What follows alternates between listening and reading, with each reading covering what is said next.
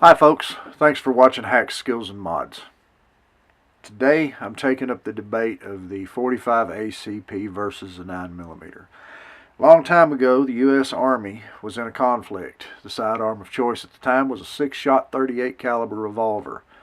Our soldiers were firing all 6 shots into the chest cavity of our enemies, and our enemies were advancing and hacking our soldiers to death with a sword. So 38 caliber was not terribly effective. 9mm is pretty closely related to a 38 caliber. At that point in time, the search was put out for a new cartridge. The 45 ACP was developed and it was tested thoroughly. There's a gentleman that has a YouTube channel. His channel name is Legally Armed America. Now,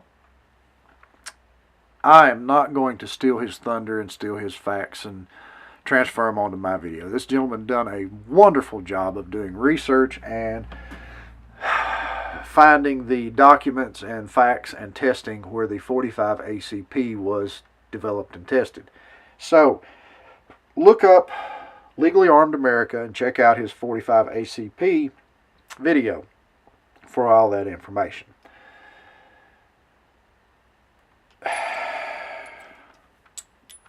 9mm, 45 ACP. Pretty good difference there. Okay.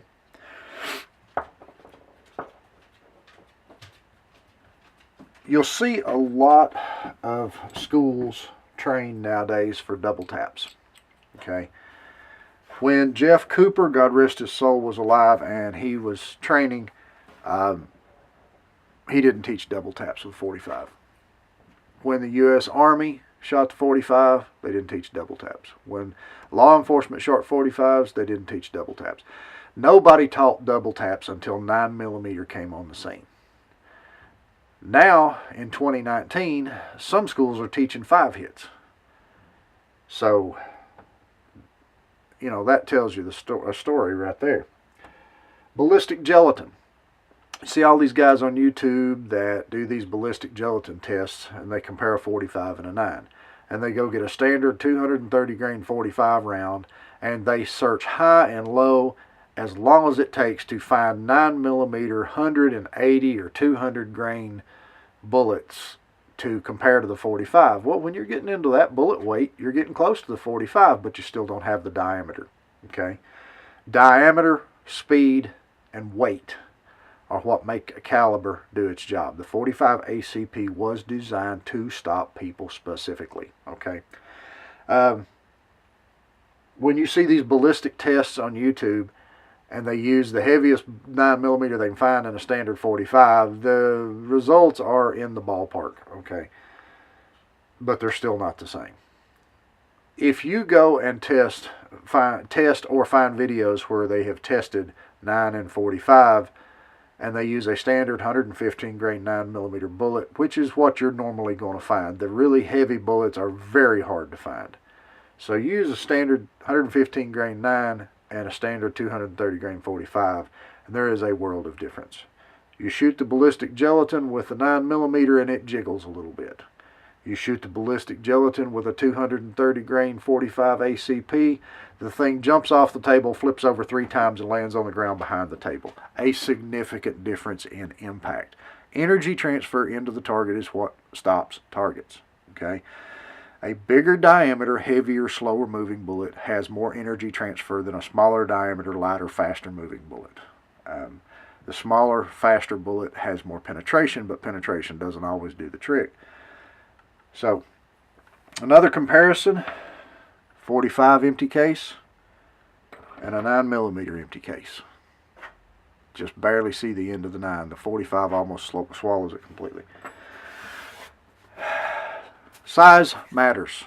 People that tell you size does not matter don't have enough size to matter. Facts are facts and physics are physics. Okay?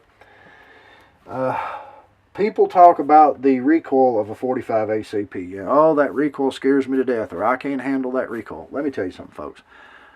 I have personally taught several petite females to shoot a 1911 45 and in 30 minutes to an hour, they're bouncing pop cans every shot at 20 yards. They're tiny women. They have no issue with it. I have seen guys, I actually have one particular guy that looked like the quintessential plumber. Big burly guy, big thick hands, kielbasa fingers.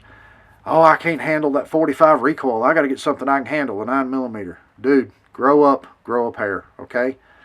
I don't understand. All over YouTube, there are 5'0" 110-pound females shooting competition or shooting in classes, and they're shooting a 45 ACP, and they're doing it like a champ. Got a lot of respect for them, but they're tiny, and they're still doing it. These big burly guys have no excuse. I've heard guys that carry 9s, oh, my 9mm holds 15 rounds. Well, yeah, it does, and it takes 3 to do the job, so you're down to 5 stops per magazine. It takes 145 ACP to do the job. There's 8 in a magazine, that's 8 stops. Do the math. Okay?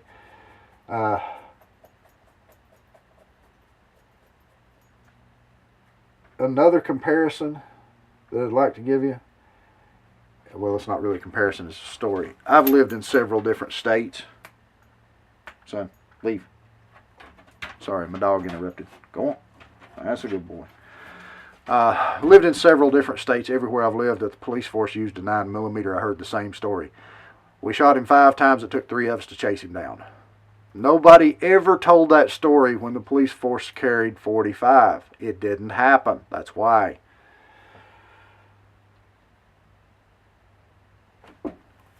Let's just say, hypothetically, that you were going to get hit in the chest with a hammer. Okay? Hypothetically. You were only going to get hit one time. You were going to get hit. You knew you were going to get hit, and you had absolutely no chance of stopping it. Would you rather get hit in the chest with this hammer, or would you rather get hit in the chest with this hammer? I think that question answers itself, and that's pretty much the difference between a 9mm and a 45 ACP. Thank you to our veterans. We greatly appreciate you folks and all the sacrifices you and your family have made. Check out Hawk Creek Armory. They have some great gun deals, but if you see something you like, you better grab it because they're good deals and they go quick. Thanks for watching. Have a wonderful day.